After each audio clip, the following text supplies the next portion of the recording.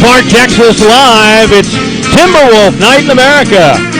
This is the Vype Live networking tonight. More nonstop honking in the Cedar Park football horn.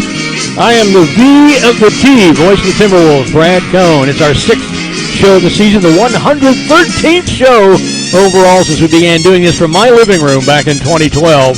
We're live from Santa Catarina Mexican Restaurant on Cypress Creek Road, a few hundred yards west of Old 183. We'll be here until about 9 o'clock, so come on over and join us. With me once again tonight, the king of laces out, the former whiteout, member of our 2010 district title team and regional finalist. His passport has no photograph. His feet don't get blisters. His shoes do. Lifetime Timberwolf Josh Willard. Good to be back in the house. I'm going to get my mic tuned up, but dadgummit, man. It feels good to do another Timberwolf Night in America. No rain in the skies tonight. We're going to have the Trench Dogs in the house for the whole night, so it's going to be a lot of fun. Everybody buckle up. All right, and Les Clary is our quality assurance agent again tonight, closely and diligently monitoring the broadcast from the super secret, high-tech, low-maintenance, ultra-modern, technically advanced, stealthily close Vype Studios. That's right, Les Clary. We are heard less clearly when it's not Les Clary. All right, with us tonight again, the Cedar Park O-line and their coach, Bo Barksdale. We got rained out last week before we get them to the mic, so they're back again tonight. We'll be having a fun conversation with them starting at about the top of the hour. This year's Booster Club sponsors Toyota, Cedar Park, HEB, Rudy's Barbecue, Mungia Real Estate, Army Ant Moving, our touchdown sponsor, TJ Lewis Real Estate, Alzer's Barbecue, Wofford Bank, and this here Santa Catarina Mexican Restaurant. Here's what's on the menu for tonight's show. State of the program update. We'll review the Hendrickson game, sort of. Then we'll look at other scores of interest, including the other 11 5A teams. We'll take a trip through the wonderful world of Willard. Then at the top of the hour, we'll bring on the O-line. We'll take a look at the season stats now that they've started accumulating. Then we'll play a fun trivia game with the guys. And in closing, a preview of our next foe, the Anderson Trojans. And now here's Josh with our fairly brief state of the program update this time. Yeah, the Cedar Park all-time record for Cedar Park now football is 204-74 overall. That's still 130 games over 500, and they are 106-32 in district games, 96-28 combined in their two home stadiums, and that's a solid 62-6 at the Guff. And if you look at these numbers and break them down a little bit further, you look at 204-74 as an all-time record. That's basically winning 20 out of every 27 games forever. I mean, find me a program like that. There, you can find a select few. In district, 106-32. If you round up, that means 11-3 in every 14 district games forever. I mean, Leander would die to have that. Oh, they would. 96-28 combined in their two home stadiums. That's basically 10-3 in every 13 games since 1999. 62-6 of the Guff. Well, that's kind of like being 62-6. Dadgummit. All right, quick trivia question out of the gate, Josh. Oh, gosh. How many starting CP quarterbacks over the years ended up with a career winning percentage as a starter that was better than Ryder Hernandez, who went 32-5 with an .865 percentage? 32-5. Okay, so my QB1 was Brian Hogan 10 years ago, boys. 10 years ago. My QB1, we only lost one game my year. That was in the 4th round. He only lost one the next year. Oh, no, he dropped the Lake Travis and then Lake Travis again. So Brian lost 2 in junior to senior year, but he played sophomore year. I'll give you a hint so you can move on. He's not on the list. That's my QB1. Okay. I got to get off that. Okay. So let's see. Better than 32-5 and an 86% winning percentage. Yeah. How many guys? And if you can name them, more the better. Do I know these quarterbacks? Oh yeah. Before my time? There's only one of them well before your time. Well, maybe 2. Jeruso? Nope. Michael Cochran? Nope. Oh gosh. Okay. What's up, Whittington? Phone a friend. Oh, Mackey. Yeah, Mac. Oh, he went 34. He was the OG goat. Come on, man. That's a .944. Yeah, that was an easy one. .944. Okay. 5 more seconds. Ryder. I don't know. Well, 3 of them are kind of chintzy because they didn't play many games, but they won them all. Daniel Dilworth That's an went in all-namer. as a spot for one Dilworth. game, and they won it. Baxter Robertson started one game, and they won it. But Max Sexton won it because Robertson went out with an injury. Wow. So that's kind of deceptive. So he's 1-0 and 1,000. And Michael Swoda from the first year of the team was 5-0 before he ended his career, so he was 1,000. But that you would know, of course, Sexton 34-3 at 944. And Nate Grimm 23-3 the Grim Reaper for 885. Ah. So 5 guys did it. Shout out to Nate Grimm. That's again one of the reasons that why I craft our trivia questions the way I do is to impress all of y'all with your football program. And when you got a guy like Ryder Hernandez who's 32-5 with 865, and your program has had 5 quarterbacks with better career winning percentages, that's pretty impressive. It's downright insane. All right, the Hendrickson review. Not really going to do it. Most of you witnessed that one live, and we're not going to drag you through it again. The Timberwolves started out in a 14-0 hole for the 3rd game in a row, and the 4th time in 5 games this year. And this time, unlike the last 2, they were never able to claw their way out of that and into the lead. Timberwolves go to 2-3 overall, 1-1 in district play. All is not lost, however. Long-term fans may recall, and Josh will, that we once sent a 3-loss team to the state championship game. And we once won a district title with 2 district losses. So don't go anywhere. No, absolutely. Things are still happening this season. And there was a lot of positives from that game. I mean, and you saw the Timberwolves. It's the slow start. They've got to find a way to get out to a fast start. And I feel like going no huddle almost. This offense moves with some confidence if we can get some big plays going, especially getting K.A. going up right up the middle. He has an ability to make some big-time plays and emotional plays. But we have weapons on the outside to distribute to. Nick Gruyon, Cody Marshall now on the offensive side. Yeah. I think that's going to open up plenty of opportunities for number 18 sophomore Carter. All right, how do you say his last name? Is it Wool? You see, okay, yeah, I'm from North Carolina. I don't. When I see it how it's spelled, I screw it up. But Carter, I'm telling you, that guy's going to be able to get open a lot more. We just need to get comfortable in getting into our passing game. But these trench dogs, I mean, we've got to start setting the tone. We've got to win the line of scrimmage to start the game. You know, you look at all these 14-0 deficits. 4 times in 5 games to start out 14-0. The first one didn't cost us the game. We lost 42-7, so maybe it's 28-7 if we don't do that. God, I'd love to get Vandy right but now, Round too. Rock, you know, that cost us the game. Down 14-0, we lose 21-17. That's a 17-7 win if we don't start out down 14-0. Same, the Georgetown game, it becomes an easier game. You know, instead of 49-45, it's 49-31 if we don't start out 14-0. This game against Hendrickson, we lose 21-16. We don't even have to go for 2 at that one point. It would have been 17-7 win. We've got to figure out how to avoid being down by the unmentionable stat. There's a reason the unmentionable stat works in our favor all these years. We've never lost a game where we take a 14-0 lead. Looking at it from the other angle, we can kind of see.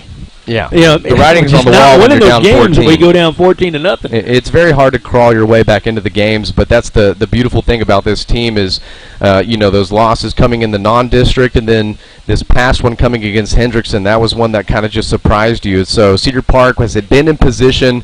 They're able to make plays. I feel like they're truly going to learn from that and not take any week a little bit more lightly, because that's the beautiful. I mean, this district is. It's gotten a lot more strengthened from top to bottom. Yeah, a lot of the other teams in the league got a lot better from last year. It's going to be a lot tougher run. Here are the stats from that game. First down is pretty even, 15-18 in favor of the Hawks. Rushing, 23 for 101, a 4.39 average, that's not unhealthy at almost 4.5 yards a carry. We only ran the ball 23 times. Right. They had the ball most of the night. We did not run very many plays. Hendrickson, 41 carries for 200 yards dead even, 4.8 yards a carry. Pretty close to the same yards per carry average, double the yardage. They just had the ball all night. Passing, we were 16 for 32, 1 pick, a touchdown, 160 yards, 50% completions, only 5 yards per attempt, though. We were not going downfield much with the football. Hendrickson, 17 of 22? How did that happen? No picks, 205 yards, almost 78% completion percentage, 9.32 yards per attempt. That hurts. He had a streak of 7 in a row at one point in the first half. He had another streak of 8 in a row at one point in the second half, completed passes. I mean, it's just sneaky to see him have 17 completions. The last quarterback to really do that effectively, I feel like, was in the state championship with Jordan Ryan. And Rodriguez, when he was throwing, he didn't even, he didn't look like he looked like he was running for his quarterback. Pell's motion looks a lot better than that guy. But that guy goes 17 for 22. Yeah, that was sneaky, 17 for 22. So total offense, 405 to 261. Yuck. Punts, well, he only punted 3 times. 25.67 average is not so good. Better than theirs, 2 punts for a 15.5 average because they had a negative 1 yard punt. You don't see that every day. We lost to a team that had a negative 1 yard punt. Score by quarters, Hendrickson the first, 14-0. In the second, Cedar Park 10-0. In the third, Hendrickson 7-6, only because we went for 2. Fourth, nobody scored at all. Individual numbers, Kevin Adams, 12 carries, 55 yards, a 4.6 average, which, again, is healthy. 16-yard touchdown included in there. Pell, 5 for 36, a 7.2 average. Again, healthy, but we're just not getting a lot of yards. We're not carrying him much. Tyree, only 2 carries for 4 yards. Cody had 3 for 15, a 5-yard average. Pell, all the passing numbers, 16 of 32, 1 pick, 160 yards, and a 33-yard touchdown to Joseph Edwards, who caught 4 total passes for 57 yards and a 14.3 average and was our leading receiver. After him, Cody caught 5 for 46, a 9.2 average. Gruyon, 2 for 13, a 6.5 average. Adams, 1 for 2 yards. Wool, 1 for 10 yards. Grant Nichols had 3 for 32, and I think all 3 of those got first downs. Well, I'm just saying, back in my day, we had 10 to 12 guys carry the football out of the backfield because we were running the spread offense, and we had big heavies up front to where we could just put Brad Cohn back at there, and he would get 150 yards. I would. And so now the game has transitioned. Cedar Park has changed their identity, especially going through this last decade with Coach Carl Absick, and we're throwing the ball. Yeah. We're getting out, and we're setting a tempo. We're having fun. This Cedar Park team, it felt like coming into this season, we're losing so much. We can't keep up. We can't do that. We're going to run behind Kevin Adams and, have a feature running back. Why not throw the ball? I feel like this offense needs to maybe shake things up. We got dudes that can pass pro. I'm not worried about these big dudes. They can pass pro. I'm not worried about that. They're going to give Pell a pocket. We've got to have an opportunity to extend plays, take shots down the field, averaging 5 yards per attempt. That's not going to win you ball games. Yeah, the biggest difference I see between this offense and last year's is first down. Right. We're 6, 7, 8 yards on first down every time we got the ball last year. And this offense is getting behind schedule by having, a 1 yard carry on first down, 2nd and 9, and that changes everything. A lot of times the other plays will be all right, but we'll have an off-schedule, unproductive play stuck right in the middle of some good ones, and it kind of breaks down the whole drive. And that's the thing about the Cedar Park program is that these guys, when they were, middle school and younger, they were watching Cedar Park throw it around and having a good time. And now they're doing the same thing. These guys were on the same team last year, half of them, dadgummit. So it's not something that they're not accustomed to. I think that's something that we need to trust. Pell is an accurate quarterback, dadgummit. He can get back there and sling the rock, and if we give him a pocket, we've got receivers now that can go make big targets, big plays, extend drives, and give the defense a dadgum break. All right, here's some observations. We'll update the school record book, something we do every week. I send these to Coach Q on Sunday every week when I make the record book updates. And usually there's all sorts of stuff about this guy had this receiving yards, which is the 17th most in one game in program history, all this sort of stuff. Hardly any of these updates were good ones, unfortunately. But like we said when we talked about the Vandegrift loss, if we're going to do this, we got to be able to talk about the bad things too without melting down, getting emotional and over mental about it, because if that's the case, you might as well get out and go do gardening or something, do something else. Because you got to be able to look at the bad stuff and analyze it and talk about it. All right, here we go. None of this is good. If anybody wants to take a bathroom break right now, this is a good time to do it. A 31-game home district winning streak was snapped. A 16-game overall district winning streak was snapped. This was the first win ever over Cedar Park by Hendrickson. This lowers the number of opponents who have never beaten Cedar Park to 49. Now think about this. This is actually kind of impressive. even though it was 50 before the Henderson game, 49 of the teams that we have played over the years have never beaten us. I don't know if you can find anybody in Texas who can put that large a number of teams amongst its opponents who are 0-something against them all time. God, it feels great that so many communities just want to give Cedar Park their best shot. I love it being from this place. Dadgummit. This is also the first win ever over Cedar Park by a head coach, in this case Chip Killian over there at Henderson, who was a former assistant coach at Cedar Park. Our record now against former assistant coaches, head coaching teams against us, 13-1. Sorry, Coach Man. Yeah, a lot of that is Josh Mann at Rouse. First time, and Tim Smith at Leander, yeah. R.I.P. First time with a 2-3 record since 2008. Only the second time with 3 losses in the first 5 games since 2003. 2021 becomes the first instance of multiple home losses in a single season since 2008. Most home losses in a single season was 5 back in 2003. That's the last time we had a losing record. 33% of all Cedar Park losses ever at the GUP have now occurred in the last 18 days. It's my 10-year anniversary, and I can tell you that none of my seniors were responsible for any of those. I believe you. Sorry, too soon. I love you guys. Don't take it personally. Josh Pell's 160 passing yards put him at 1,145 for his career, just under Drew Russo, who you mentioned a minute ago, his 1,323. And passing, Travis Watson's 1,130 for the 12th best all-time at Cedar Park. Now, that's not bad because the guy's only started 5 games. Absolutely. And he's already our 12th best passer all time. And Drew Russo, he went on to play offensive guard at Texas. They added like 50 pounds on that guy. That's impressive. He was a beast at Texas. He was a quarterback here. Congratulations on your second boy. Weirdness. Oh, Drew? Drew. Oh, yeah. Cool. All right, the 405 yards of total offense allowed Henderson with the 22nd most in Cedar Park history out of 276 games, so in the 10th percentile. Now, this is one I didn't like to see. The 200 rushing yards plus the 205 passing yards by Henderson marked the first time in program history that any Cedar Park opponent has gained 200 yards or more, both on the ground and in the air. 277 games played. That's the first time that's happened. It's been a while. Cedar Park's now given up 1/10, 3 of the top 33 opponent team rushing total performances all time in the last 5 games.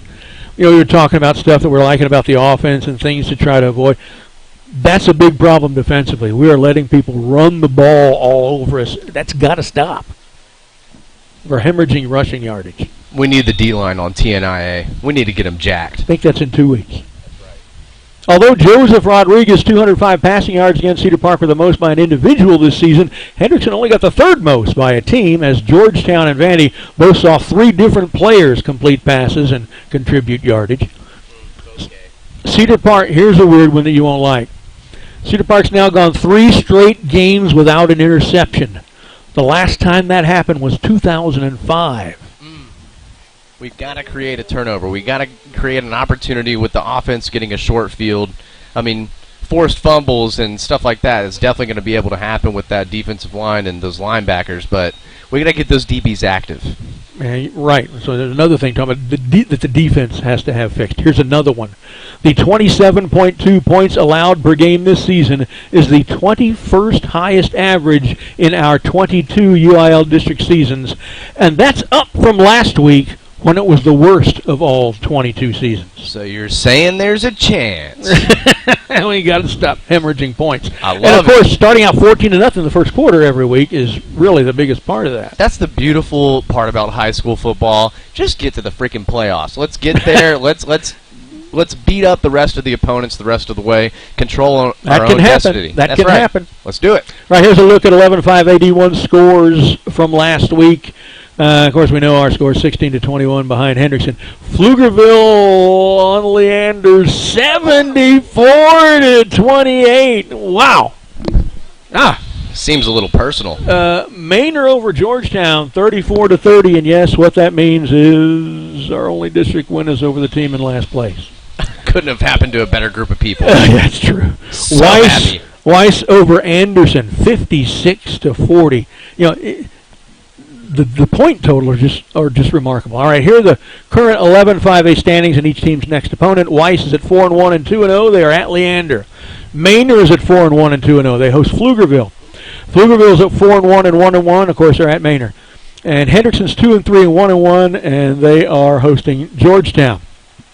Cedar Park 2-3 and 1-1 at Anderson at Nelson Field. Thursday at 7:30. 30 minutes later than normal kickoff, everybody. Remember that.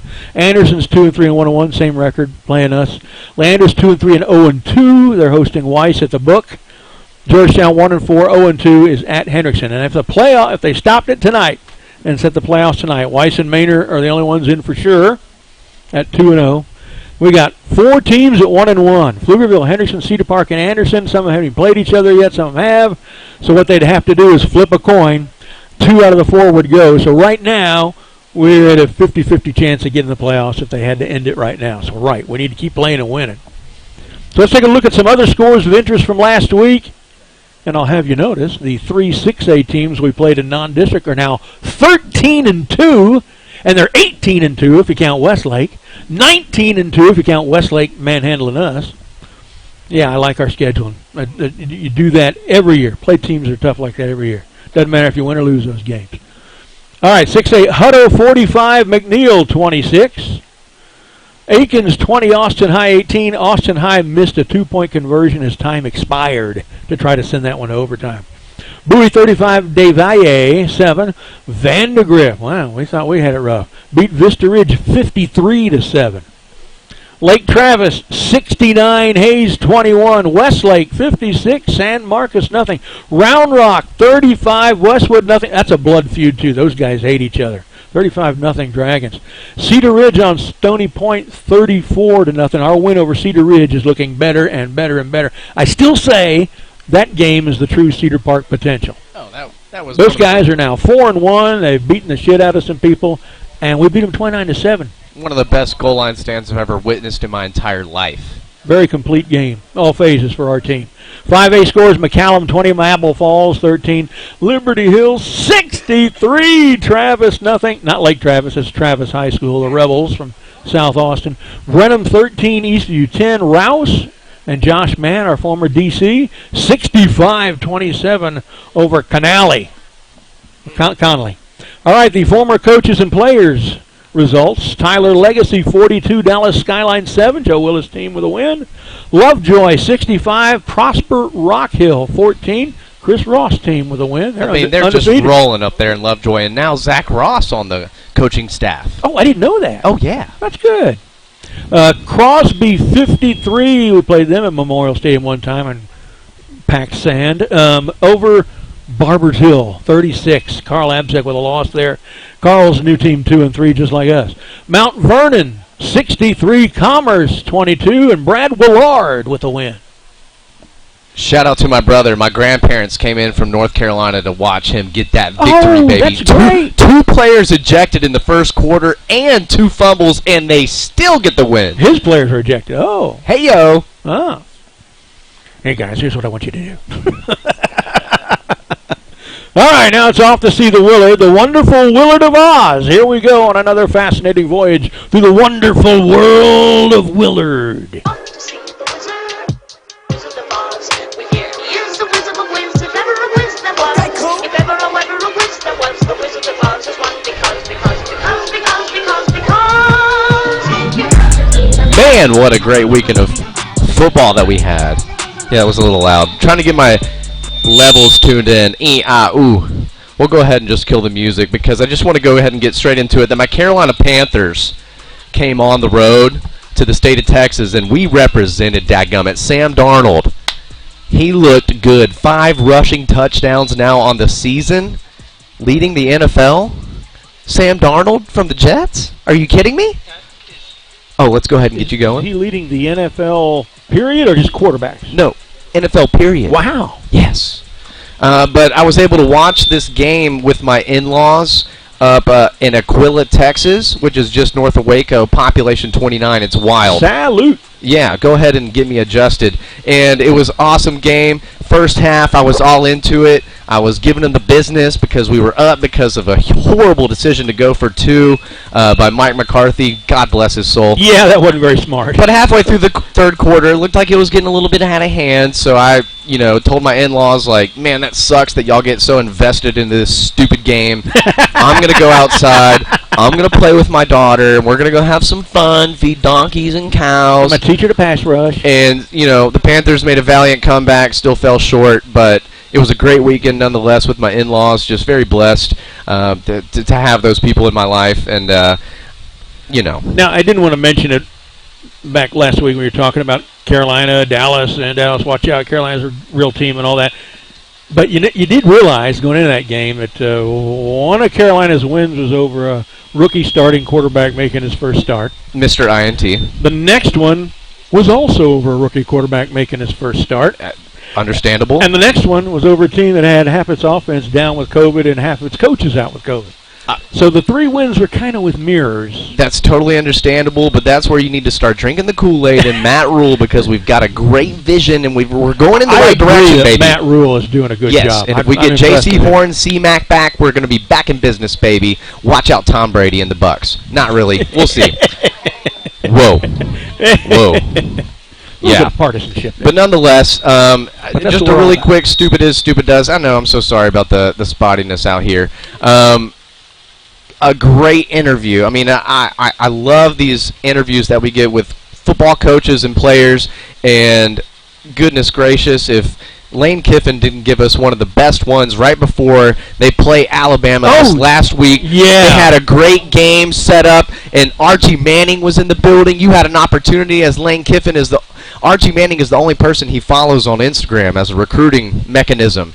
And you just got to listen into this one. Last year, you had a page of notes from your time here to reference back as to what bothers a Nick Saban coach team. What's on the backside of that piece of paper to tell you about today? Well, let's hope we didn't run out of pages.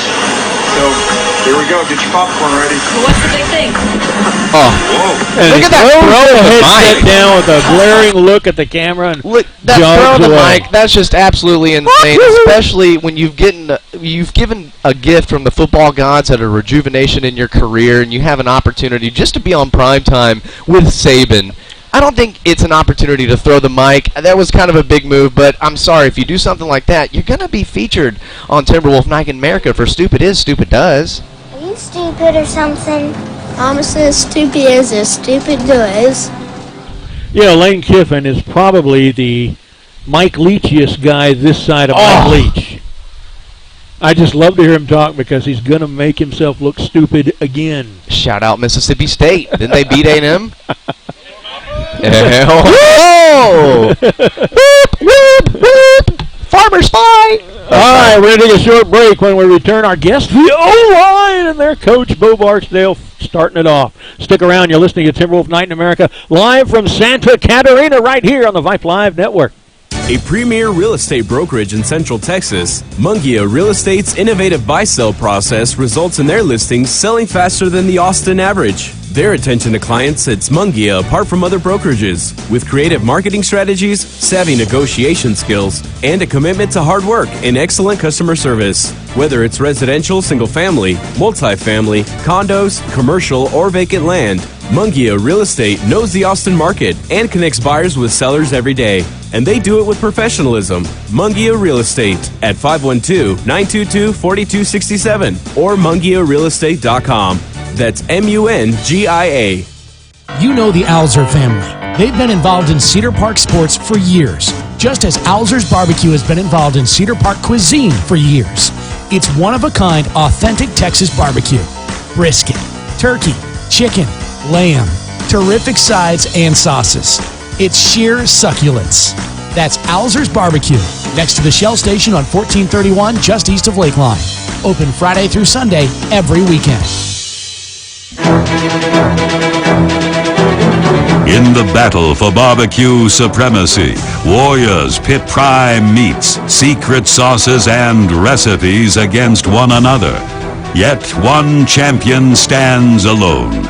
Rudy's Country Store and Barbecue, in the modern-day vernacular, where bad means good. Rudy's Country Store and Barbecue has the worst barbecue in Texas. Welcome back, episode 6 of Timberwolf Night in America for 2021, live from Santa Catarina on Cypress Creek Road here in Cedar Park. I am Brad Cohn, joined by Josh Willard, Les Clary, our QA tonight here on the Vype Live Network, and now our special guest tonight, the offensive line, and their coach, Bo Barksdale. Coach, not the first time on our show for you, huh?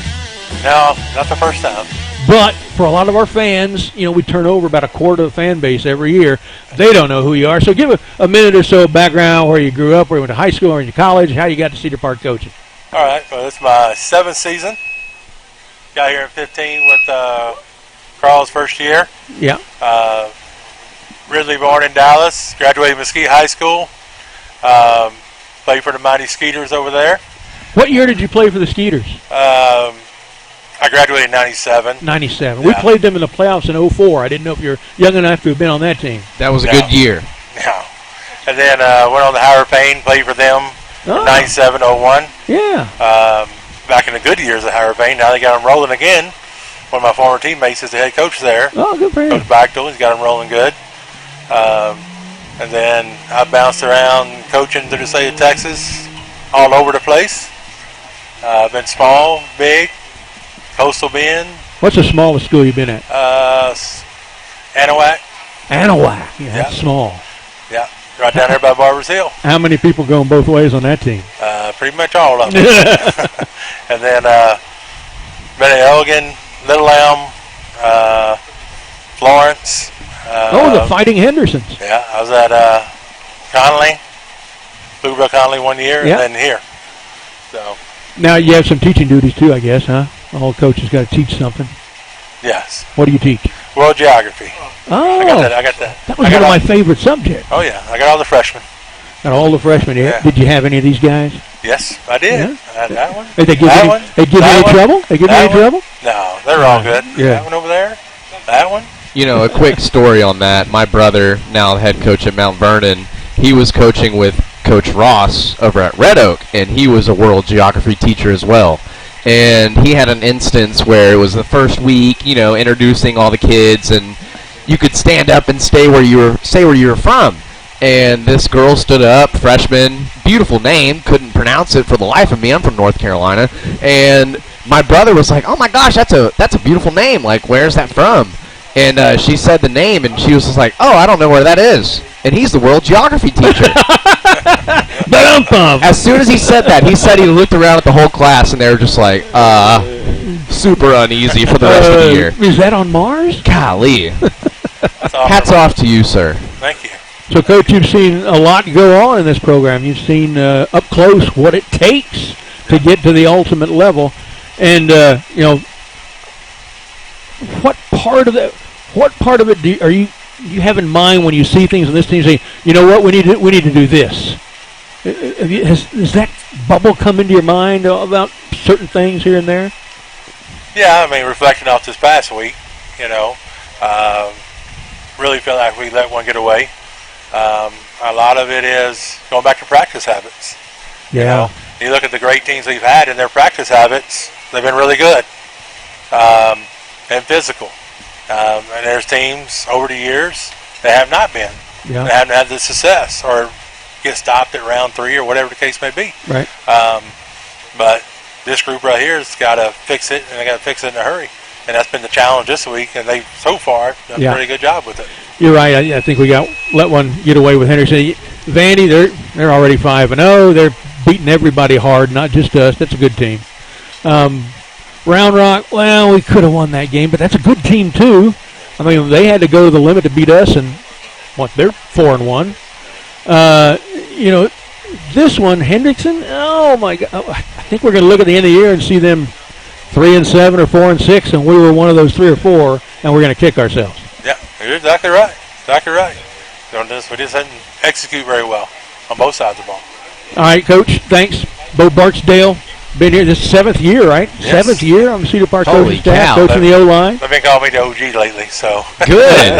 All right. We need one of those. All right, thanks, Coach. And now, All right, thank you. we're going to flip the musical chairs, and our first offensive lineman is going to come aboard now. And What I want you to do, once you get settled there and get the mic, give us your name, your position, and the number you wear so everybody can know who you are. Hold it this way away from it. And go. Yeah. Cole Valiente, plays center, and I'm number 50. Cole, you've been you're one of those who are coming back from that big season last year, and I suppose you have to be kind of considered one of the leaders. Often the center is anyway, whether you're coming back or not. What do you see as your role as a leader on the O-line and for the team? Well, like you said, just experience. I think leading these younger guys who've had to step in due to injuries and kind of step into bigger roles on the team, just kind of lead them in the right direction. Now, you missed a little bit of playing time. You had an injury, I guess? Yeah, I messed up my shoulder during the Cedar Ridge game towards the later part of the third quarter, I think. Messed up, I think it was my labrum, something to do with that, but I'm all good now. Now, you've been a center in a day and age when you don't ever have some guy with his hands in your scrotum. He's always in the shotgun or you're snapping to the place kick holder. Now, are you also the deep snapper? I am not the deep snapper. Okay, all right. No. I was going to ask about the differences there. Nope. So, Cedar Park seems to be doing what everybody else does. There's a hand clap after any audible is vocalized. Yep. How much time did you have to practice to do that no-look snap and feel confident and know that you put that right in the quarterback's hands? I've done it for so long, and I've been in the same routine for so many years now that I'm confident in myself, and if I have a bad snap, just kind of roll it off and just focus on the next play. Now, a lot of guys who play O-line don't like the distraction of having to think about the snap first before firing off and clocking some guy. Do you mind? I don't really care. Like I said before, I've done it for so long that I've kind of gotten used to it, so it's not really a big thing for me anymore. Okay, so I got to know, as a slot receiver back in the day, how does it feel to be able to touch the rock every single play? Makes me feel pretty good. Right. Makes me feel pretty good. Super jealous. Yeah. Yeah. To be able to at least touch that game football, that's big time. Yeah, you're the pace car of the whole event, aren't you? Yeah. Yep, exactly. But seriously, though, what goes through your mind when you're having to set up, oh my gosh, let's just go ahead and do a flashback scenario, as they call it. Last year in the state championship, Bear Alexander, do you remember that guy? How could I forget him? We thought maybe you'd remembered because he knocked you unconscious. But no, seriously, like, what went through your mind? Because you still have an offense that has the ability to move the ball down the field, take chances, but as soon as the snap is gone, you've got people in your face. I mean, talk to me a little bit about that experience. Well, going into that state championship week, we've been watching film. We knew who we were going to go up against, but you see him on film, it doesn't really compare to what it is when you get on the field. I bet.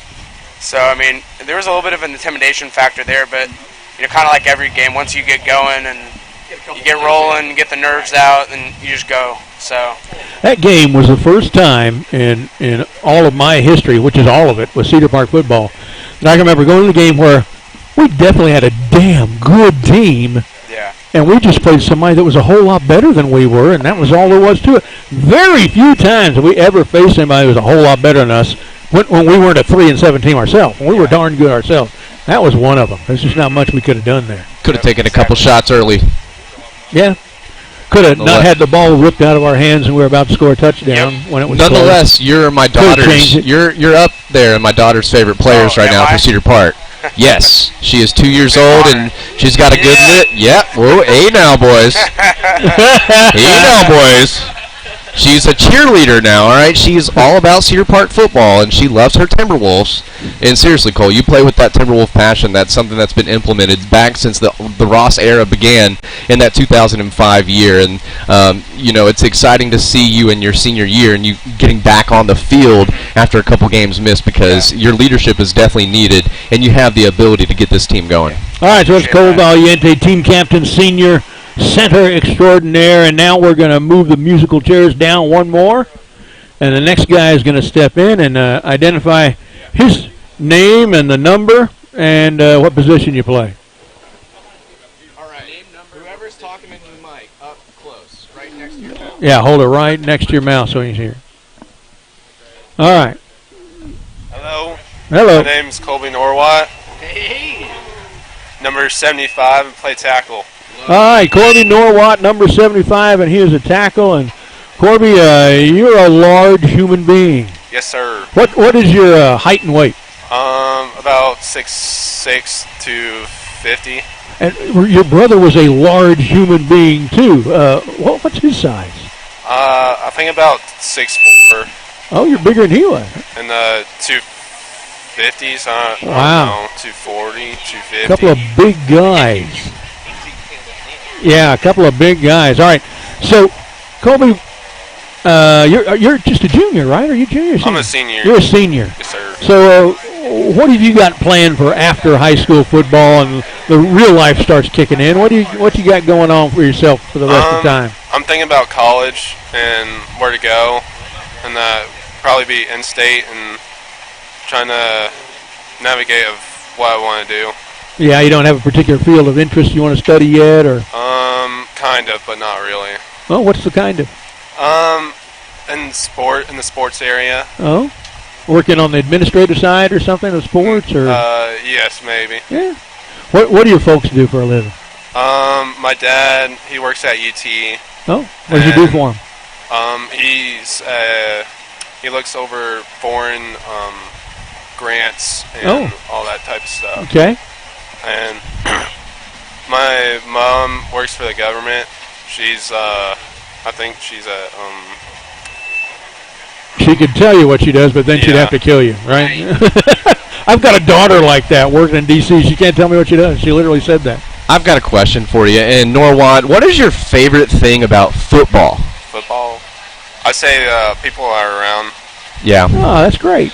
I thought it was going to be throwing someone out the club. That's what I would have usually said. Yeah, dude. On TOTC, get him out the club, dog. Come on, man. Get it on film. So, Corbin, you got any coaches teaching classes for you in school, or are you through that already? I'm through that all. Through that already. What's your favorite course academically in high school? I don't really have a favorite. Love it. That mentality. Love it. Least unfavorite? No. I mean, just kidding. Carl Absek would kill me for that. Yeah, that's true. He always ran study hall. All right. You got any shout-outs you want to give before we move on? Shout out to the Norwat family. All right. Yeah. How about, who was it? There was a suggestion here. Shout out to my mom, Casey Norwat. Oh, okay. Okay. There we go. All right. Thanks a lot. Okay, we'll move on to the next contestant here. On the mic is right. Give us your name, position, and your number. Yeah, we're trying to avoid the feedback from the speaker. Okay, try it now. Isaac Barksdale, 53, right guard. Isaac Barksdale. Barksdale. Boy, that name is familiar. A little bit. Why is that name so familiar? I am the coach's son. Oh, I thought it was because you had an Air Force base named after you in Louisiana. That's why. It's your birthday. It's also my birthday. Okay, you have to pause right now. Oh, we have to pause. No. Give me the mic. Okay, can we get this in the middle? Yeah. And can we sing Happy Birthday? Here we go. All right, we're going to go on My count. All right, I need everybody get in there. I need to hear your voices, please. All right, for Mr. Isaac.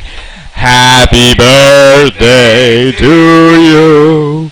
Happy birthday to you. Happy birthday, dear Isaac. Happy birthday to you. All right, Isaac Barksdale. Are you senior? You senior, Isaac, or junior? I'm a junior. So you're probably turning 17? 17, yes. 17. Oh, you can go to our movie. Going on 24, right? Yeah. 17 going on 24. So, Isaac, what position is it you play? Right guard and center. Right guard and center. What's your favorite moment right now of all being a Timberwolf football player? It doesn't have to be a game even. It could be a practice or a locker room fight or something like that.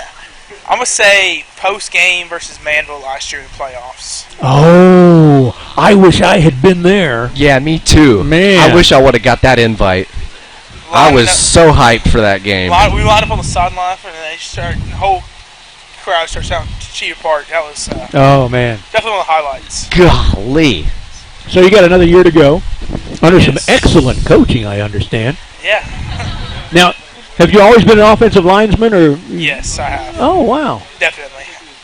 So do you have any favorite linesmen that you try to model your game after? Is there someone that you look for inspiration? I grew up like around the team watching, Jonathan Kelly and those guys that era. So Jay Mason Kelly! Rhodes, that era. So definitely helps to have someone to look at every now and then. Right. You got anybody you want to give a shout out to? Shout out my man Jonathan Kelly. Shout out no, that's my main one right now. That's what we're gonna Love it. Now you got a little time to think about it, but you're being a junior. But what plans have you got for after high school? Right now, I'm thinking college at SFA. Oh, my brother went to SFA. Got himself a lumberjack degree. A great March Madness win a couple years ago. Won me a great little money to start the first round. What are you interested in studying collegiately? Not really sure on where I will study yet. Kind of go back and forth. We'll figure that out. Yeah. Yeah, there's time. You don't have to declare it right away after all. Anyway. Yeah. Oh yeah. The books will be there. Isaac, who do you think among all these guys is the best singer? The best singer? Yeah. I gotta hit up my man Kobe Norwatt. Oh my gosh! Need to get him back on the mic. Yeah. Take you back to 8th grade choir class. I've got sunshine. Colby. All right. Good deal. All right. Isaac Barksdale joining us here. We're going to move the chairs once again. We got a lot of guys to get to still. We got 1, 2, 3, 4, 5, 6, 7, maybe 8 more guys. I guess we got to go pretty quick. All right. Assume the position there and tell us your name and position. Up and to your face. I'm Kingston Parker. Oh, cool. I've been waiting to meet you, dude. Yeah. Number 70, right tackle. Are you a junior, senior, or what? Senior. Senior. Kingston, you've been in the program for a long time. Yes. What's your favorite moment as a Cedar Park Timberwolf? I think either after the Manville game or after the semifinal game last year. Oh, yeah. Who was Corpus semifinal? Christi. Corpus Christi.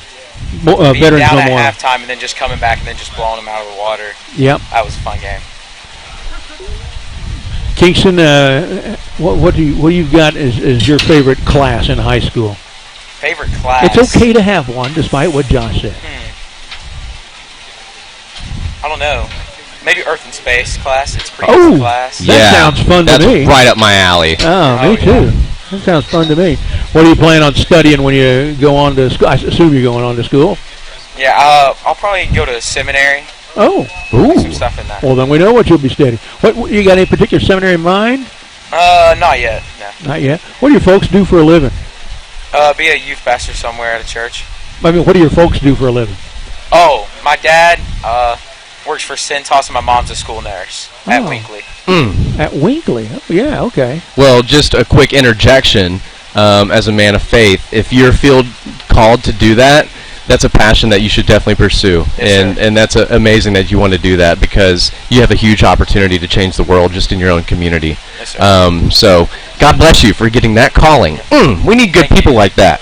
So we'll ask you a little bit different question about the rest of this crew and not who the best singer is or anything. Amongst the O-line, who's the best giver? Ooh. Oh, Giver? great one. Yeah, giver. Ooh. You could stay you.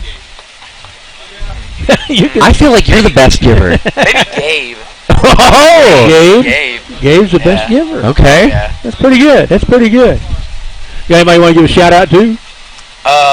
Parents, my little sister, and Josh Bell. The man Josh that makes us look Bell. good up front. That's right. Love it. Yeah, he'll be on the show in a couple of weeks. In Josh we trust. All right, Kingston Parker on the mic, and now we're going to move again as we move through this big O-line where it all starts up front. Oh. And name, rank, and serial number there. Welcome to the mic, Ethan. Keep it up to the... No. I didn't know we were starting yet. Okay, go ahead. There you go. I'm Ethan Whittington. I'm number 67, and I play left and right guard. Left and right tackle. guard. Not mostly guard. But not at the same time. Yes, sir. You're not at the same time. You're Can't fast. You can play guard. You're not slow. Yes. I'm just kidding. I'm sorry. I like to say I'm the fastest guard we have. Oh. There you go. Maybe I love it. I love that. Yes, let's get the conversation going. I'm second. Connor's first. Oh. Connor's first. I'm second. Okay. That's all right. That wasn't the question I was going to ask you anyway. That's a good one to start it off. Okay, but I have a serious question because my favorite thing about my senior year was that we changed those afternoon practices, sweating in the heat. We went to the morning. Sir. Who's the last offensive lineman out ready to go?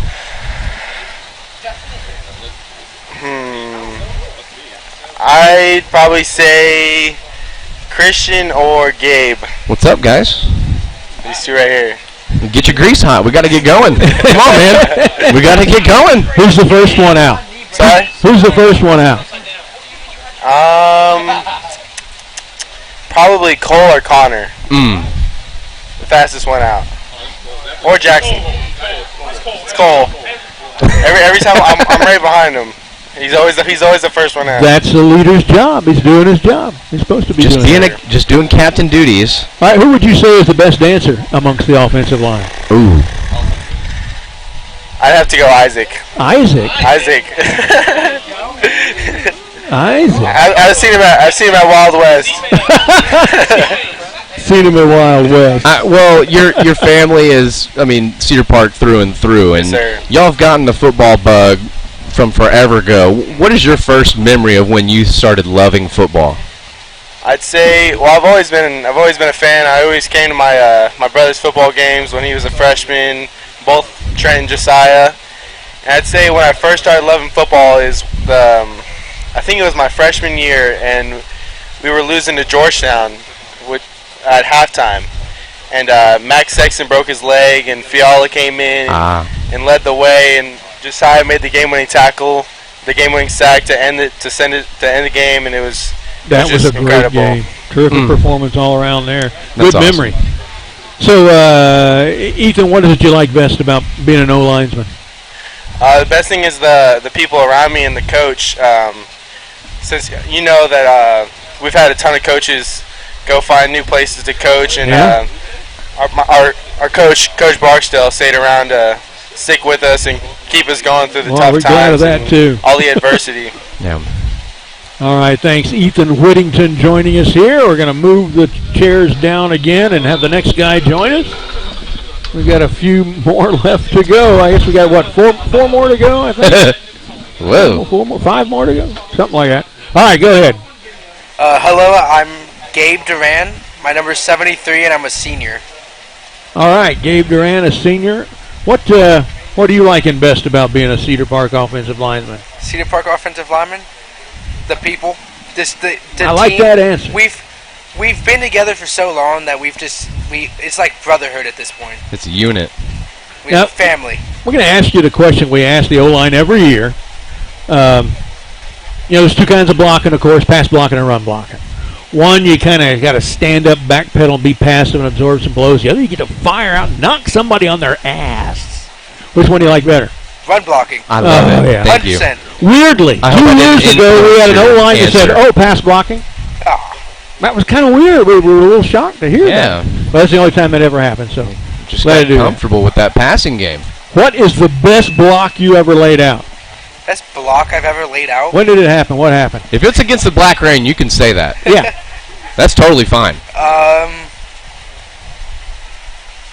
It was just a random play during scout team. Yeah. And I don't even remember who it was. Some random backer came and blitzed and during a pass protection play. And I loaded up and I hit him and he just fell. Wrong decision. Folded up like a deck of cards. Should not have filled the hole. All right, Gabe, you said you're junior, right? I'm a senior. Oh, you're senior. So, been thinking about what you're going to do after high school? After high school? I want to go to Texas State. Oh, yeah? What do you want to do? Beat him up. What do you want to study there? I'm not entirely sure. I'm thinking about psychology. 7 to 1 ratio. 7 to 1 ratio. Oh, what are you talking You'll about? You'll be fine. 7 to 1 ratio of what? Girls to guys. Oh, I don't. I'm just saying, we're trench dogs. We can talk about this stuff here. We can talk the trench dog stuff. So, you got anybody want to give a shout out to, Gabe? Shout out Coach Kirkendall. Oh, Kirk. Yeah. Coach Absec. Hey, Absexy. Yep. is Kirkendall now? Barbers Hill? Is he a Barbers Hill? No, he one of them went to Barbers Hill. Wow. Okay. Shout out to Bishop Sycamore. Okay, he's pretty funny. Pretty funny. All right, Gabe, thanks a lot. Let's pass the mic down to the next guy, have him identify himself, and musical chairs game continues. We're at 8:25. We'll probably see if we can keep this going about another 10 minutes before our second break, and we'll come back and do some trivia. All right, who's next? Christian Silva. So what's the last name? De Silva. De Silva? Ooh. Christian, what position you play in? What class are you? I'm a left guard, and I'm, what class?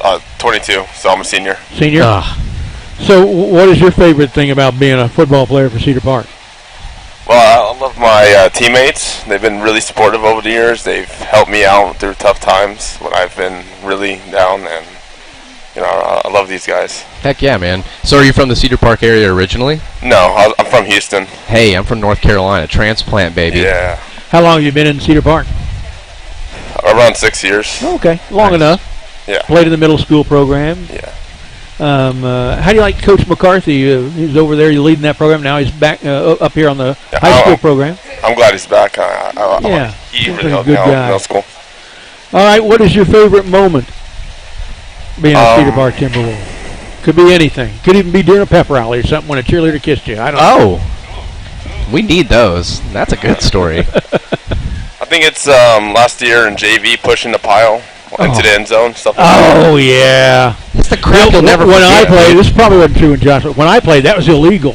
And it was an illegal procedure penalty thrown if somebody pushed the ball carrier from his own team. Can you believe the Leatherheads had that illegal? Couldn't do it. No. Wow. Yeah, you couldn't, yeah. So what are your plans for after high school?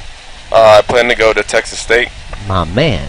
And any idea what you're going to study? Or Criminal justice. Whoa, I didn't do it. I have a nephew that got a criminal justice degree from Texas State, and he's now in the FBI. No. Is that the kind of career path you're thinking of, or do something else, or what? Plan on being a state trooper. Oh, okay. Yeah. Good job. Christian De Silva joining us. And now we move on to the next guy as musical chairs make more music. Slide him down. We got, I guess it looks like, counting him, 4 more guys to go. Identify yourself, please. My name is Jackson Harvey, and I'm a left tackle. I'm also a senior. Jackson, you've been playing for a long time. You were a role player on last year's team, and saw Ryder lead the team up close. Josh Pell seems to be showing a lot of leadership potential too, doesn't he? Yes, sir. He does. How is he in the huddle? He's always getting us motivated and getting us prepared to get up there and fight for him. Although I know that was kind of a loaded question. We only huddle about 3 times a game. Right, we don't necessarily huddle. A lot of quick game. So, I mean, I feel like some of the best looks that we get at Cedar Park is between ourselves. And I know, like, a big thing for the receivers that we did was one-on-ones with the DBs. And I loved getting after our own guys and competing against ourselves. Sure. Offensive line does the same thing. Who's a defensive lineman that kind of gives you the business, but, I mean, it's collective. Y'all get good work. Ian Ferguson. Ooh, yeah. He's a big boy. Yeah, I bet. He got a motor on him. He is. Glad he plays for us, huh? Yeah, fast and strong. Yeah. He got everything. Jackson, where are you thinking about going to school? I visited SFA last weekend. It was pretty cool. Oh, I like that who campus. else was it one at SFA? Yeah. That'd be It was a interesting. pretty nice campus. What do you think of studying if you get there? Probably kinesiology. Oh, okay. I had a brother who graduated from there with a forestry degree. Be a forest ranger somewhere. So, Unfortunately, there was 57 applicants for every job position nationwide for the U.S. Forest Service, so he had to go back to school and get another degree. yeah. But he loved Nacogdoches. Loved the piney woods nice back town. there. Did you have an older brother? No, I have a younger brother. Yes, sir. Okay. How old is he? He's in 8th grade. Okay. So Another in the pipeline. He'll be a freshman next year, yes, sir. Now, is he a big guy like you, going to be a linesman? He's All a right. little. He's a little bigger than me too. Oh, wow. Oh, don't give him those flowers right now. He's only in 8th grade. Oh, yeah. He's okay. He's still the runt. Yeah, he's still around. Yeah, you can still lock him in the refrigerator if you need to. Yeah. Jackson, might want to give a shout-out to? Shout out my parents and shout out Coach Kirkendall. All right, good And deal. Coach Barksdale and Coach Barksdale. Jackson Harvey, and we'll shift again. Got 3 more to go, I believe. All right. Name, rank, and serial number. Hi, my name is Aaron Nombo. I'm number 57, and I play left guard and left tackle. Do you play defense still? As of right now, I'm not sure. It's looking like no, but Yeah, we remember calling your name out on defense last a few year. times. Yeah. Last year, one of those sophomores on the roster. You definitely got in the mix on the Black Rain. Which one do you like more? I can't say. I really do like both. I like the hanging out. I like the people a lot more on offense, but Much more chill. Much more chill. I like the way defense plays. It seems just like more faster. And that's where we need to bring that to the O-line. That's where you're going to come in handy. Yeah, the defense gets to attack more when you guys have to kind of take it and have more rules about what you can do and all that stuff. The defense just let them go. Yeah. You know, Aaron, so with your experience last year and this year's team, obviously two different experiences going on. What lessons can you take having experienced all that extreme success last year, and what can you look at what's going on with you and your particular role in the team this year and the O-line's role? What kind of lesson can you apply and say, here's how we can get better? Well, I know for sure, as Coach was saying earlier, we had a lot. Our practice tempo and physicality had died down, and that for sure mattered, and I feel like helped us a lot last year. Yeah, that's a good point. I wholeheartedly agree with you and Coach on that. That's the thing that I think always sets apart extremely successful teams in any sport. You go watch them practice, and they don't look like the way anybody else practices. Yeah. And I think, that's where we have got to get again. Aaron, what are you going to do after high school's done? I plan to do some type of engineering somewhere. We need that. Yeah. We need that. Bridges falling down all over the place. A particular kind of engineering? You want to build things? You want to make devices? I'm not sure yet, but I just know in that general area. Yeah, that sounds fun. That's the kind of place I might start over if I could snap my fingers and be 18 again. Let's get into engineering of some sort. I'm going to go for being Tom Brady. If I could snap my fingers and redo it, I would be Tom Brady. But I mean, if that fizzles. Okay. I'm just saying. All right, Aaron Numbo. All right, let's move down to the next guy. And we got just two guys left. Then we'll go to a short break and come back with some stats and some trivia. All right, name, rank, and serial number. Woo!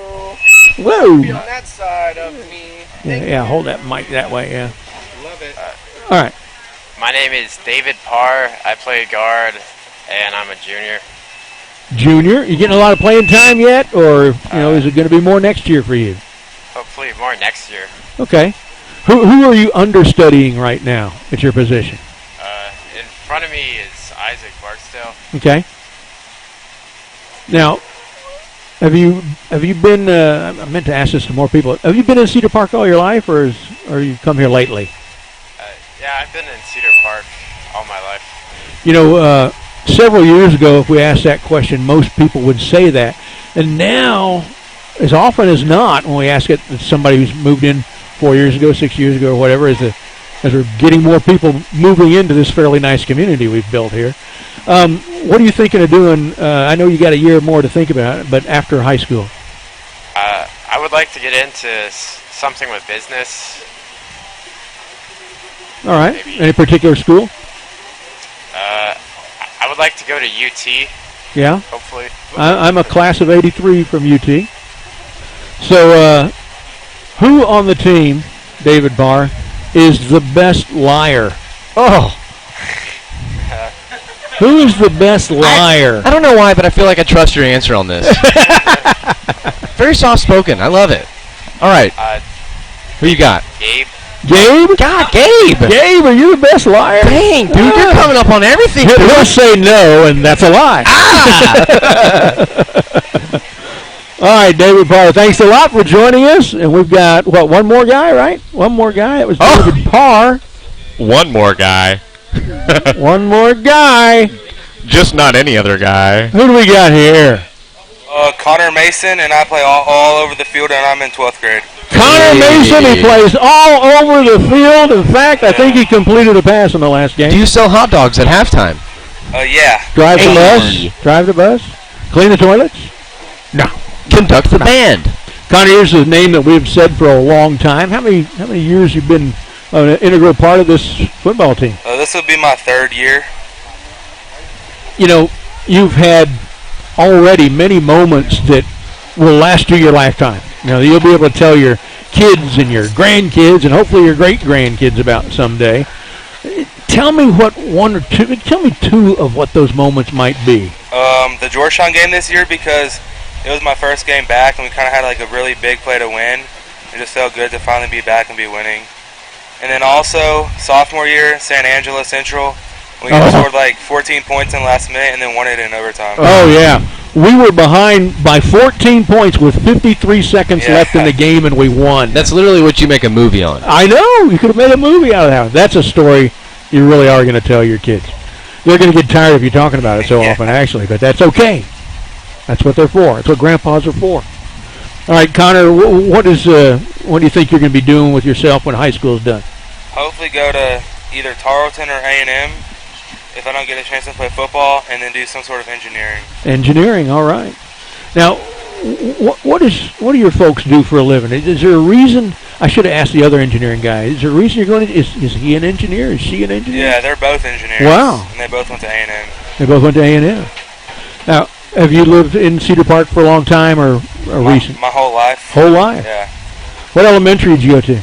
West Side Elementary. West Side. Oh. Wrong thing. My bad. Me and Cole did. Connor, which of these offensive linemen is most likely at the age of 40 to end up rich? Ooh. Oh. Definitely Parr. Parr? Yeah. Parr? And why do you say that? He just seems like he'd have a good job when he gets old. Going to have it under control, huh? Yeah. And again, know how to get it done. Well, it's definitely been a pleasure to watch you over the past years, and you have a great opportunity now. Even with this past loss this past week, you guys control your own destiny, and it's going to come on guys like you, Cole, and this entire Trench Dog unit to get these guys collectively going in the right direction. Do you feel like you're more of a vocal leader or a lead-by-example leader as a senior?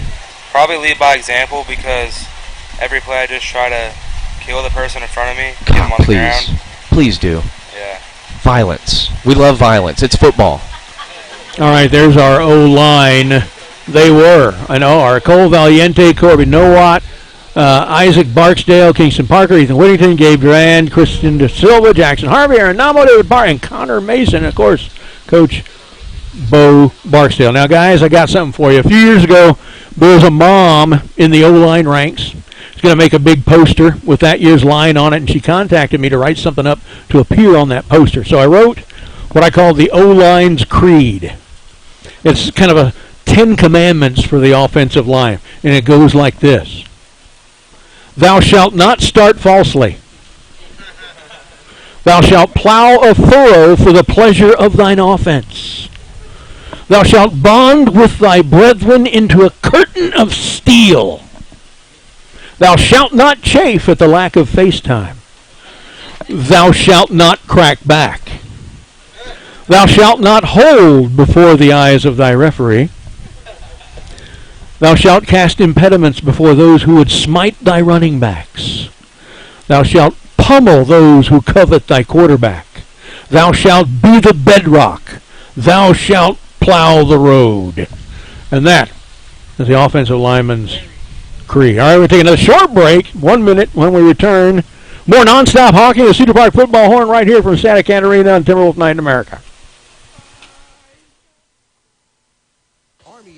Calls Cedar Park home for movers that residents and businesses can rely on. For outstanding moving expertise and trustworthy estimates, Army Ant Moving stands above the rest. Their reputation speaks for itself. They've received the Angie's List Superior Service Award for the last 2 years. Their movers are highly trained and experienced. So whether you need to move your household to a new home across town or an entire corporate office to a new location, your valuables are in knowledgeable and reliable hands with Army Ant Moving Company. Check them out at armyantmoving.com. At Wafed Bank, formerly Washington Federal. Working together isn't new for us. We've been awarded America's Best Big Bank by Newsweek. From digital options, touchless transactions, and increased nonprofit contributions to help our neighbors, we're here for you. Our bankers approved more than 9,000 PPP loans to keep small businesses going during the pandemic. WaFd Bank is a local bank and portfolio lender with more than 200 branches in 8 states to serve you. 24/7 online and mobile banking with mobile check deposit. Over 32,000 ATMs. Free checking. WaFd Bank, your local bank for personal and business banking at wafedbank.com or 800-324-9375.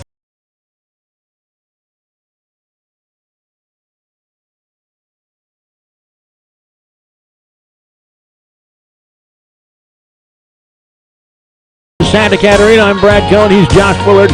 Les Clary, our QA tonight here on the Vype Network, bringing you all the stuff from right here in the heart of the 613. Been talking with our guest, the O-line, and their coach, Bo Barksdale. We're running a little behind, so we're going to skip the stat stuff and the NEA questions. Oh, my gosh. But before we get going with tonight's big trivia game with the guys, I want to acknowledge once again some of the fans who've been watching the games and listening to TNIA these first few weeks this year.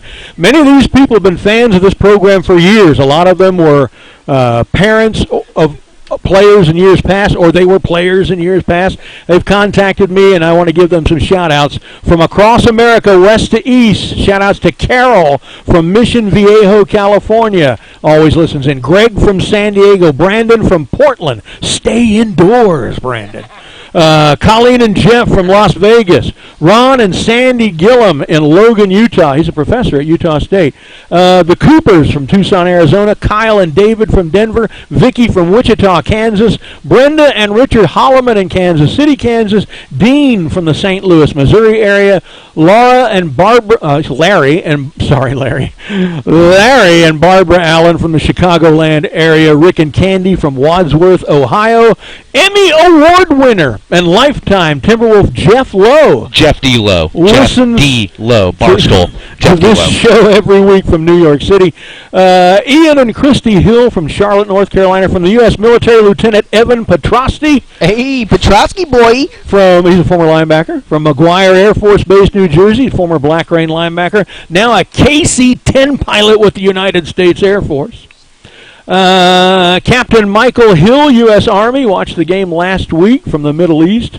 From the Republic of Igod, Texas, Alan from Northwest Austin, the Crawford family out in Kermit, Kay and Jackson in Brownwood, Jason in Corsicana, Erica and Ethan from Corpus Christi, Caitlin and Joe from Amarillo, retired Cedar Park head baseball coach and football D-line coach Connie Cochran watches every game from Sun City in Georgetown. It's like Disneyland, kids. No lines. No lines. Famous quote from Connie Cochran.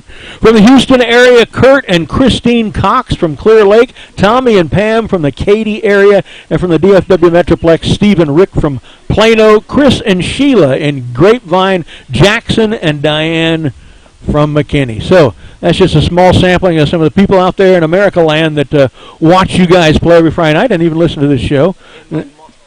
I do have to give a shout out. My mama and my pawpaw, they listen to the Cedar Park games still from Winston-Salem, North Carolina. So they're on your guys' side. Let's go. You got mama and pawpaw on your back.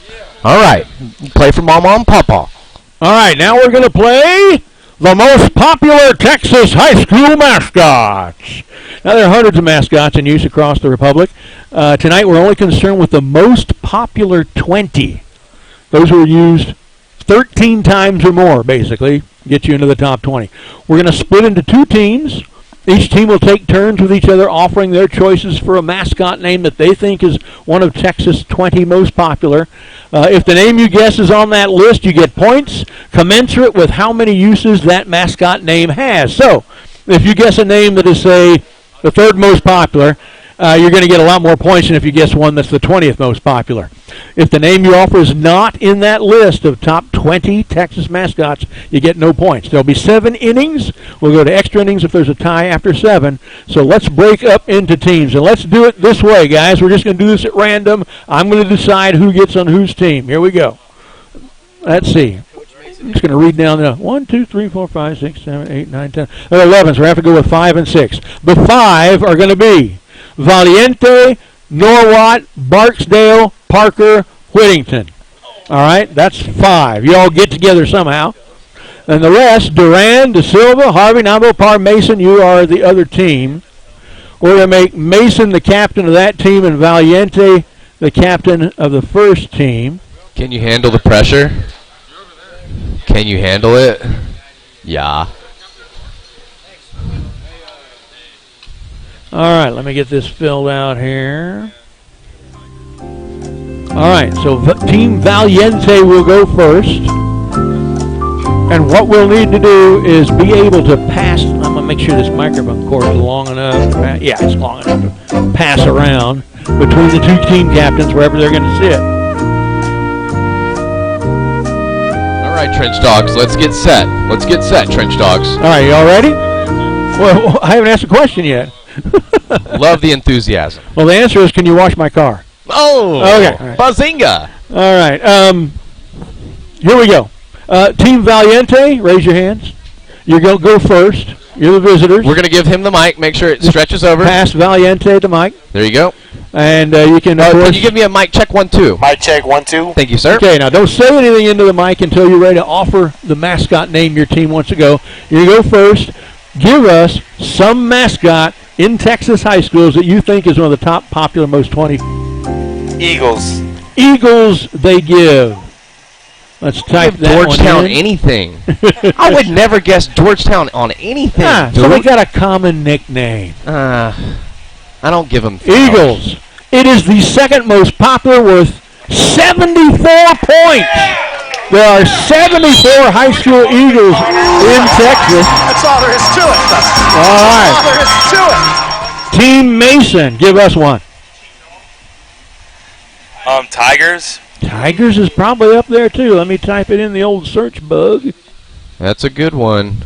It is the third most popular with 60. 60 Tigers. 74 to 60 after one exchange. That's all there is to it. Also, yeah, no searching phones. Yo, please don't do that. Come on now. You got to use the brain God for gave the integrity of the game, boys. Not the brain that Mr. Google gave you. Goodness gracious. All right. This generation and their darn cell phones. Lock them phones away. All right, Team Valiente, inning number 2. What's your next guess?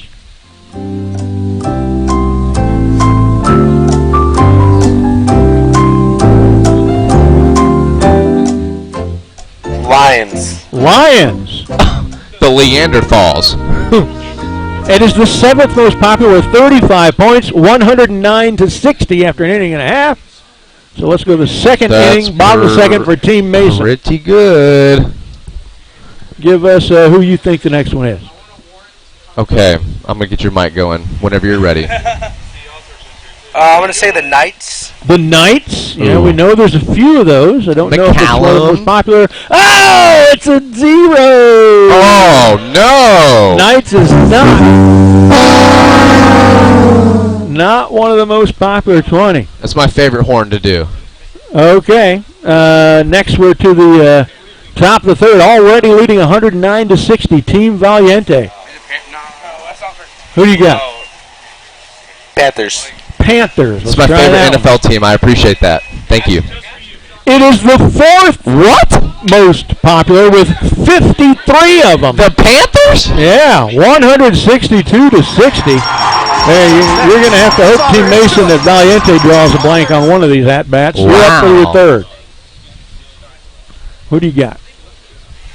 I'm going to go with Bulldogs. Bulldogs. I think that's a good one. Like it. I love it. That's how you get back into a game. Bulldogs.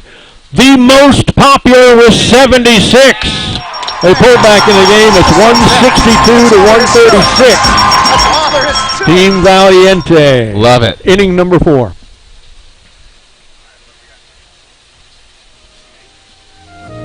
What do you think?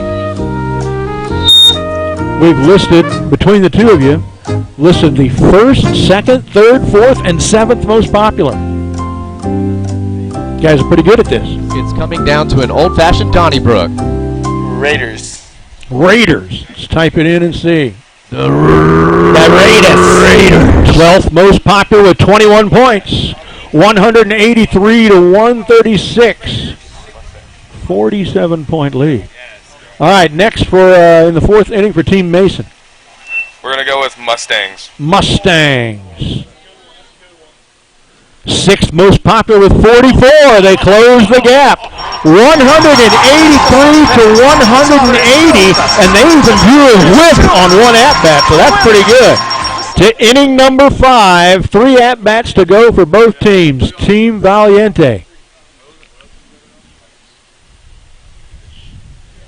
Now we've now chosen 1, 2, 3, 4, and 6 and 7.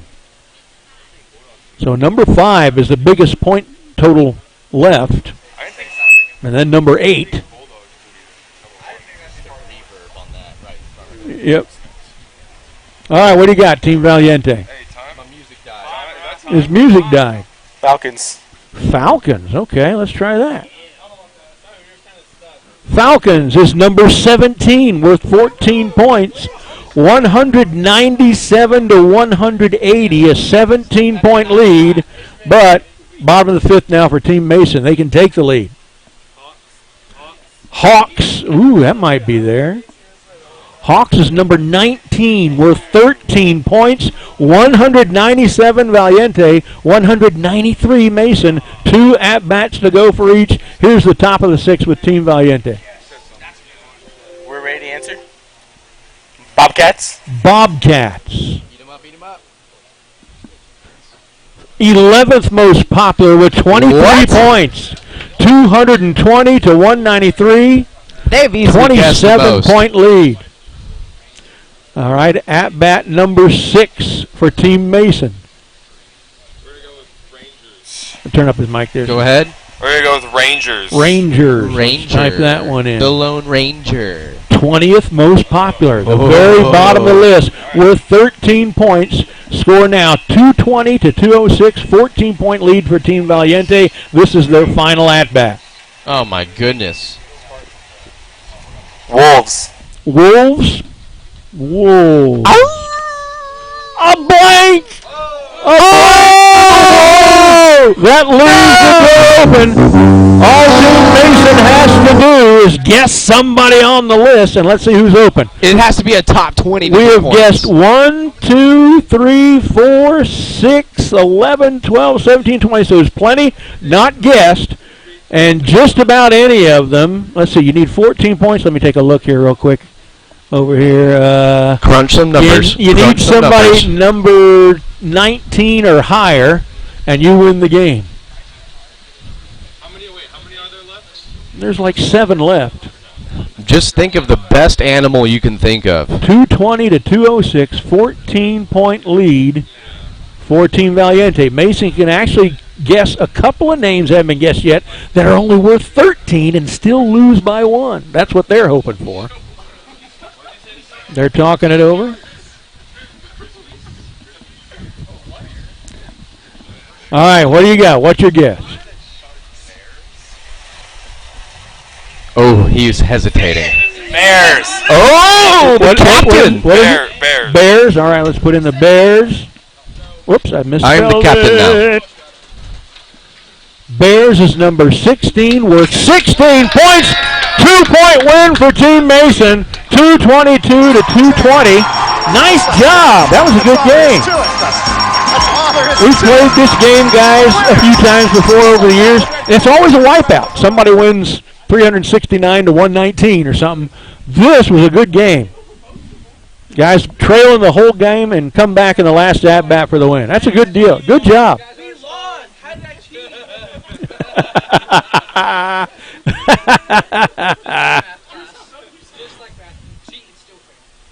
All right, let me see here. I got to get back to where I'm supposed to be here. Yeah, preview. So as usual, we're going to cede a lot of this to Coach Barksdale. If you can come on back over to Mike, Coach. After I give a little bit of background, not much history between Cedar Park and Anderson. They've only played once last year at the Gup, and Cedar Park ran away and hid from them with the game 82-0. It was the largest point margin victory in program history. It was 44-0 2 minutes into the second quarter. That's not going to happen this time. This is going to be a tough football game. Anderson has a very good offense. They've been moving the ball very well, scoring a lot of points. Yes, they're just 2-3 and 1-1, exact same record as us. Their problem, though, is defense. The Trojans may be the slowest defense we will see. I watched them last Thursday night in the TV game against Weiss. At the snap, their defense just kind of stands up and moseys somewhere. They don't cover receivers. They don't plug running holes. They miss tackles 2 and 3 times per play. And when the tackle's finally made, there's only one of the 11 guys on the ground. The other 10 are standing around adjusting their face mask or their chin strap. Watch a good defense. At the end of the play, 9-5-90, and half a dozen of them are on the ground around the ball carrier. Against Anderson, we should get our yards and points. But we're going to give them up, too. This is going to be a high-scoring game like we had in Georgetown. Their quarterback, Fred Dale, just a junior, but he's been quarterbacking his team since he was a freshman and is very experienced, much more so than most junior quarterbacks. He throws for 204 yards per game, and he's tossed 8 touchdowns and 4 interceptions. They've got 2 running backs. James Idunate is good, but Colin Page is very good. He already has 978 rushing yards. He's headed for a 2,000 rushing yard season, unless we stop him. And a 10.5 average per carry, 16 touchdowns on the ground, and that goes with 492 receiving yards and 4 more touchdowns. He's headed for a regular season of 2,000 yards total offense and 40 total touchdowns. That's the high school Christian McCaffrey. Yeah, that's right. That's who this is. He'll be tough for our defense to corral. We're going to have to keep up with him scoring-wise, and we can. They have 2 good receivers and freshman Ed Small at 13.6 yards a catch and junior Cole Kennedy 24 yards per catch. Our offense is going to need to move the ball, eliminate turnovers, and burn some clock so their offense doesn't have the ball much.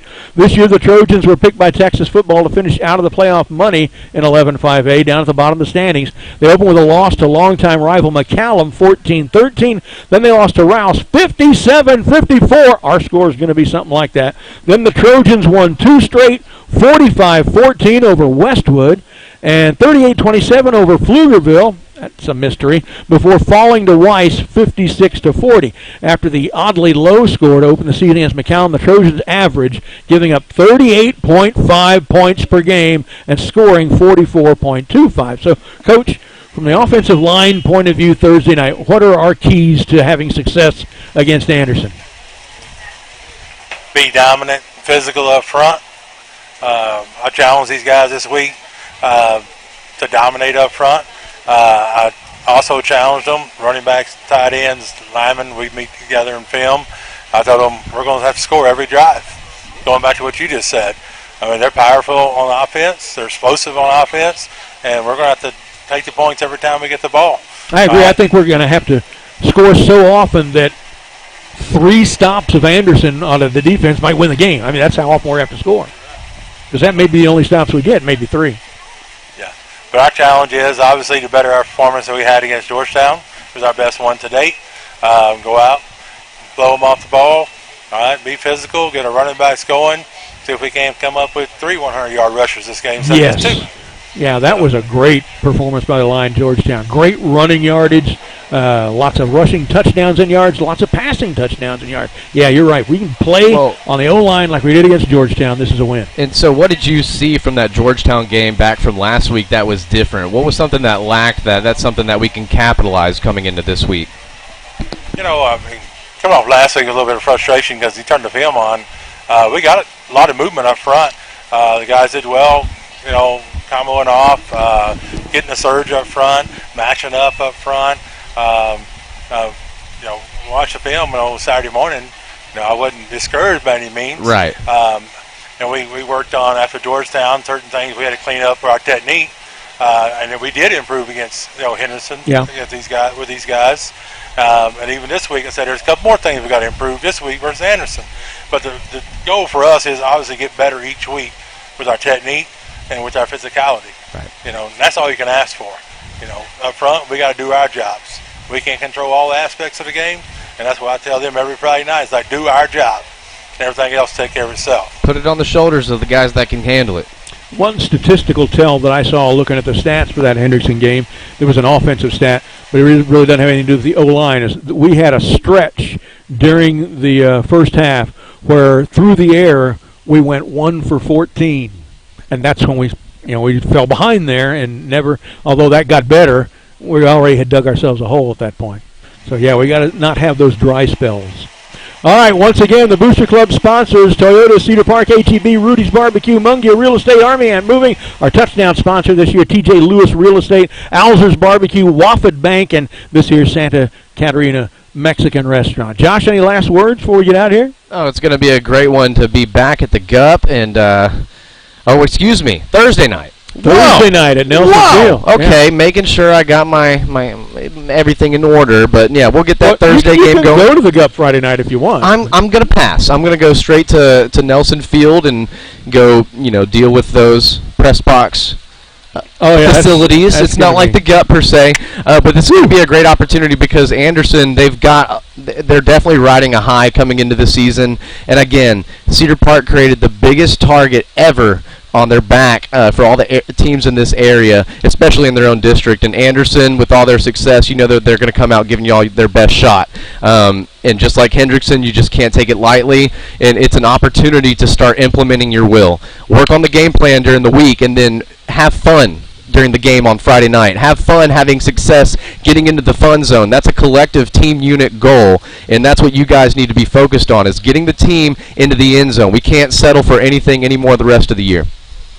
All right, and just to be clear, implementing your will here doesn't mean you're going to die and you got to implement your will. He means, I mean, do or die. That's Cedar Park football. Make your will happen. All right, that's it for our 6th episode, Timberwolf Night in America for the 2021 season. Game is Thursday night this week. Kickoff less than 48 hours from now at 7:30 at Nelson Field next to Reagan High School. Yeah, that's right, I called it Reagan High School. On 290 between 183 and I-35. Our pregame show at 7:15. I'll have play-by-play Josh here with color and analysis. Cecil Kokenauer with technical production and additional commentary. Our thanks to our guests tonight, the O-line and their coach, Bo Barksdale. Next week, we'll have the receivers. For our QA, Les Clary. For my own personal Chris Collinsworth, Josh Willard. Brad Cohn here, signing off. You've been listening to Timberwolf Night in America on the Vype Line.